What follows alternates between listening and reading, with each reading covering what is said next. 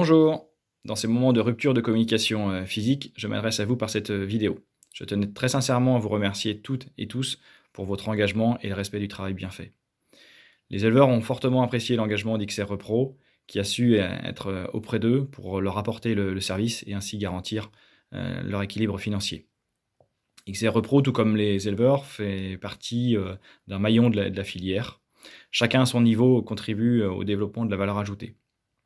C'est important de le rappeler et je pense que la crise va changer, et renforcer nos relations, à ce niveau-là.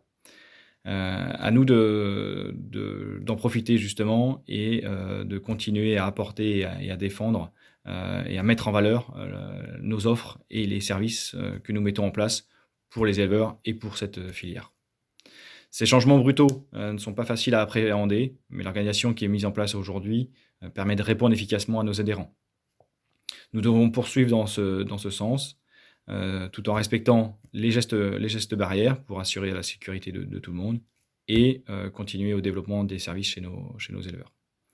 Je sais que c'est pas toujours simple dans l'organisation, au quotidien, que ce soit pour gérer la garde des enfants, que ce soit pour appréhender la maladie de près ou de loin, parce que ça change aussi notre organisation, parce que il y a également une anxiété forte, notamment relayée par les médias.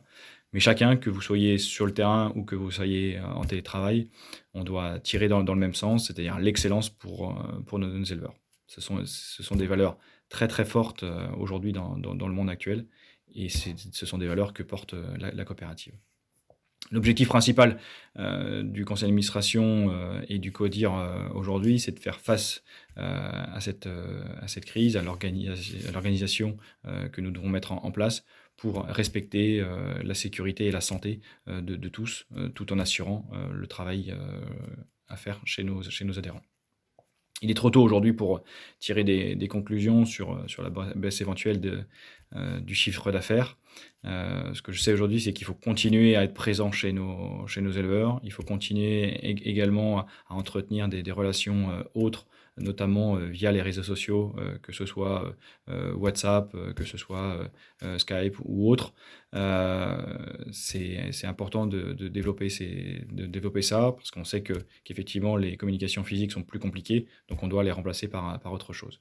Le monde de toute façon voilà, évolue, on vous l'a déjà précisé, on a déjà commencé à s'organiser dans ce sens-là avec le développement du digital, mais on voit bien qu'on est vraiment dans le vrai et on voit bien qu'on a vraiment intérêt d'aller vers là pour apporter du service à nos adhérents par un autre biais que ce qu'on fait actuellement.